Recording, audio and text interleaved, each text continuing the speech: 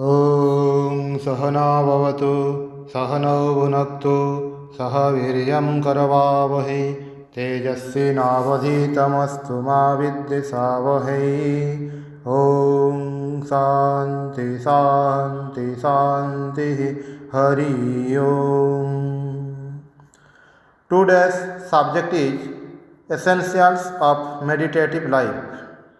First point, the path before us. First of all, it is essential on our part to hold before us this spiritual ideal clearly. According to the ancient school of thought known as the Sankhya, there are only two types of entities, that is the Purusha or the soul, which is of the nature of pure consciousness, and the Prakriti or nature. Vedanta calls the soul of man the Atman and says that all souls are parts of an infinite, all-pervading Supreme Spirit called the Paramatman or Brahman. Hence, self-realization in Vedanta means God realization. Those of us who believe in the existence of the Atman or the soul and the Paramatman, the soul of our souls, aspire to have our union with Him within us and in all beings. Realization of the all-pervading divine is the goal of our spiritual life. When, as students, we approached the great disciples of Sri Ramakrishna, they placed before us the ideal of self-realization. But by self-realization, they did not mean anything exclusive. They told us clearly that the more one approaches one's higher self, the more one experiences the Supreme Spirit, and the more one feels He is manifest in all. And then what follows is one feels like serving the Lord in all. But before that, one must try to follow the spiritual path through prayer and worship. Get a clear conception of one's own soul and the nature of the deity who dwells in everyone. Now, since this is the ideal, the question arises, what path should we follow? And here too, they placed before us the twofold ideal of salvation and service. Work and worship should go hand in hand. Work is to be performed in the spirit of serving the Lord who dwells in all beings. We perform activities of various kinds, but we do not know how to do it, how to perform our duties, how to engage ourselves in various activities for our spiritual benefit. Work has to be done at first in a spirit of duty. Duty must be performed under all circumstances, and then, as we advance, we feel we have to offer all the fruits of our work to the Supreme Spirit, who is the presiding deity of all forms of activities. Then there comes a time when we ask, why should we work? The answer to then wells up within us, for pleasing the Lord. And there may yet come a time when we feel the divine presence permitting and interpenetrating us. Then we just become channels for the flow of divine power, the divine power that works for the good of mankind. Then next point, be spiritually hungry. Just as work is to be done in the proper spirit, so also is worship to be performed in the right manner. All of us have to perform work of some kind or other. Work is compulsory, but the trouble is, worship is optional. Most of us do not feel inclined to do any worship or japa or meditation, and that is the pity of it. If we are hungry spiritually, we would like to take spiritual food. We feed our body, we should feed the body with good, healthy food. We feed our mind through our studies, the ideas should be good. Similarly, we should feed the soul. How to do it? through the practice of worship, japa, and meditation. There is a parable of Sri Ramakrishna. A child was going to bed and said, "Mummy, if I feel hungry, please wake me up." And the mother said, "I need not do that. Your hunger itself will wake you up." There comes a time in the course of the evolution of the soul when we become spiritually hungry and wake up from our age-long slumber. But then, mere waking up is not enough. We must be up and doing. I am reminded of a remarkable saying of the Holy Mother Sri Sarada Devi. She said, "The room may contain different kinds of foodstuff, but one must cook them. He who cooks earlier gets his meals earlier too." Many of us are lazy. We do not want to cook at the proper time. Maybe we want to cook but late in the evening. And some are so lazy that they would rather starve than cook their food. Naturally, they cannot get much out of spiritual life and they feel miserable. Now we are coming to next point, what Swami Brahmananda ji taught. When we try to sit quietly and do some form of mental worship, some form of japa or meditation, at first we come across many obstacles. This is only natural, as Swami Brahmananda used to tell us. Here, let me do a little reading from the Eternal Companion, the book which contains the spiritual teachings of the Swami. He says, "Practice japa and meditation regularly. Do not miss even one day. The mind is like a spoiled child, always restless. Try repeatedly to steady it by fixing it on the chosen ideal, and at last you will become absorbed in him. If you continue your practice for 2 or 3 years, you will begin to feel an unspeakable joy and the mind will become steady.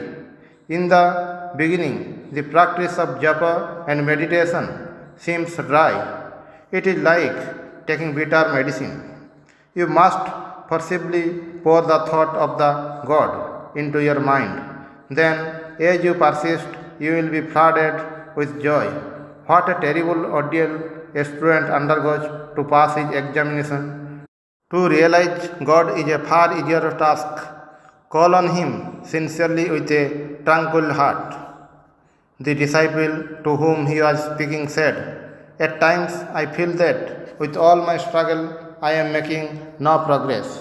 It all seems unreal. Despair takes hold of me." The Swami gave him hope. No, there is no cause for despair. The effect of meditation is inevitable. You are bound to get results if you practice japa with devotion or even without it, for devotion will follow. Continue your practice regularly for a little longer. You will find peace. One's health is also improved if one meditates. Meditation in the primary stage is like waging a war with the mind. With effort, the restless mind has to be brought under control and placed at the feet of the Lord. But in the beginning, take care that you do not overtax your brain. So go slowly, then gradually intensify your effort. Through regular practice, the mind will become steady and meditation will be easier. You will no longer feel any strain even while sitting for long hours in contemplation.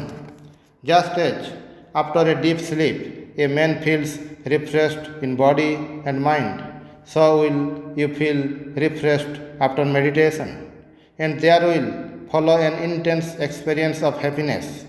The body and the mind are closely related. When the body is disturbed, the mind also becomes disturbed. Therefore, particular care must be given to the diet in order to keep the body healthy. Meditation is not such an easy matter. When you have eaten too much, the mind becomes restless. Also, unless you keep lust, anger, greed, and such other passions under control, the mind will remain unsteady. How can you meditate with an unsteady mind? Unless you meditate, you cannot control the mind, and unless the mind is controlled, you cannot meditate. But if you think, first let me control the mind, and then I shall meditate, you will never succeed. You must steady your mind and meditate at the same time. As you sit down to meditate, think of the cravings of the mind as mere dreams. See them as unreal. They can never attach themselves to the mind. Feel that you are pure. In this way, purity will gradually fill your mind. If you wish to realize God, practice the spiritual disciplines with patience and perseverance. In due course, you will be enlightened. When the Supreme Being is realized, the illumined soul attains peace and blessedness and shares this peace and blessedness with his fellow beings. That is the ideal the Swami held before us, and he placed before us also the practice which we should follow with a view to realizing the ideal. Next point is early stages. As I said, when you wish to sit quietly, many types of disturbances arise in the mind. Sometimes, when you are not sitting for meditation, you may feel an amount of calmness, but the moment you sit for meditation, your mind becomes turbulent. Not only that, the body may start aching, the senses again may start running riot, and no end of wild thoughts may start rising in the mind. And japa and meditation become a great struggle. But this struggle has to be gone through. The mystics of all religions place before us the ideal of attaining first of all a basic minimum of purity. Purity of the body, purity of the senses, purity of the mind, and also purity of the ego. The body may be the suffering from some disease, and so the different organs of the body may not coordinate or function properly. Our senses are all outgoing, eager to come in touch with the sense objects. Our mind is swayed by past impressions. And then again, there is another type of conflict in our mind. Our thinking goes one way, feeling goes another way, will goes a third way. And besides that, our ego is perverse. The ego is like a bubble, but the little bubble thinks too much of itself. It forgets the other bubbles. It forgets even the ocean and wants to grow. What happens? The bubbles bursts, and this actually happens with many human beings. Now, let us not be terrified by all these troubles that appear before us. In the Bhagavad Gita, we find Arjuna complaining to the Lord.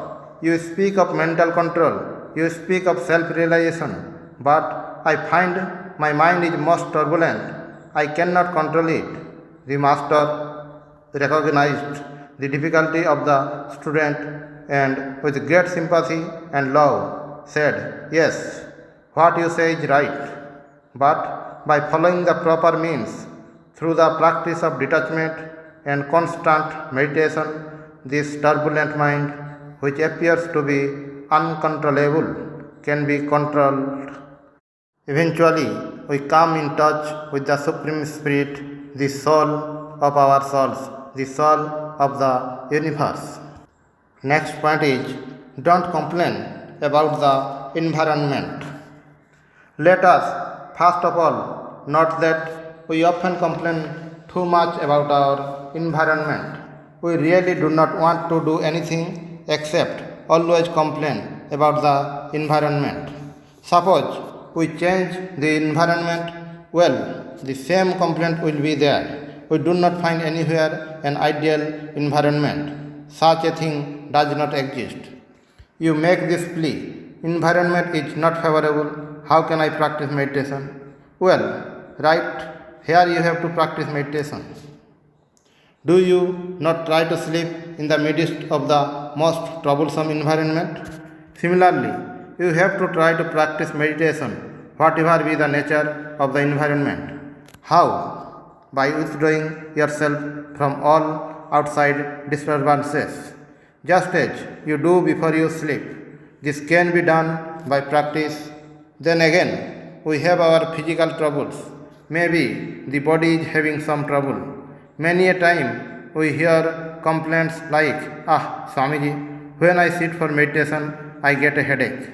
Well, for some people, meditation itself is a headache. Anyway, try to be healthy. That is why Bhagavan Sri Krishna says in the chapter on the yoga of meditation in the Gita, yoga is easy and destroys sorrow for a man who is regulated and moderate in his food, recreation, work, sleep and wakefulness. One should follow the middle path, avoiding the extremes.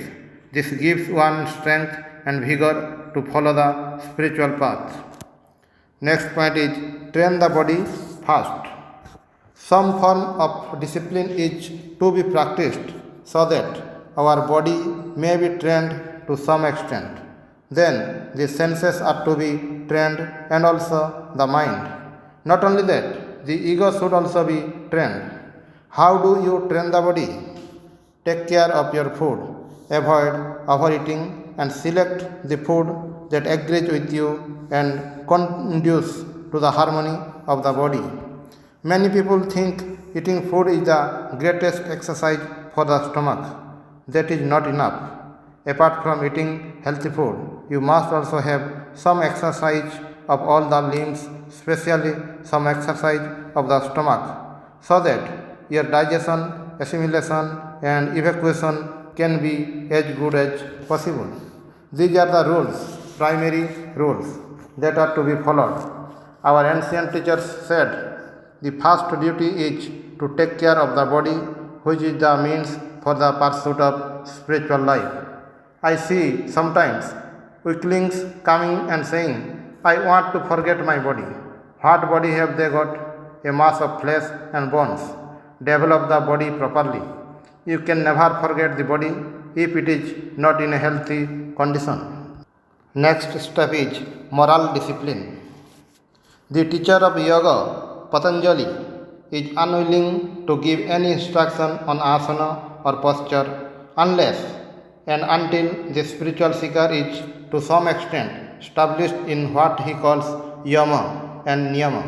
The spiritual seeker should practice non-violence, should tell the truth, should not be greedy and should practice continence as much as possible and should not depend on others helplessly. This is what he calls yama. And even that is not enough. He says that one should practice an amount of purity, external and internal. One should try to be contented, adjusted to one's own environment as much as possible.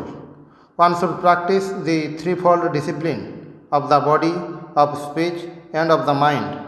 Further, one should study the scriptures and assimilate the ideas. Even that is not enough. Egocentric activity is not good. One must try to surrender oneself completely to the Supreme Spirit, whom the devotee discovers later on to be the soul of his soul. All these come under niyam. Swami Brahmananda used to tell us, I will conquer lust, I will conquer anger and greed. If that is your approach, you can never conquer them. But if you can fix your mind on God, the passions will leave you of themselves. You can never be fully established in morality unless you believe in God. By God, he did not mean an extra cosmic being. In the beginning, we may think of God as a being or power who has brought this world into being, who sustains it and who takes it back. As we progress, we find that the power which we thought was outside is not only a power but also a presence within, and advancing further, we see and feel the presence of the divine in all. Next step is cultivate mental harmony. Sometimes people come and say, Swami, I want to forget everything, including my mind.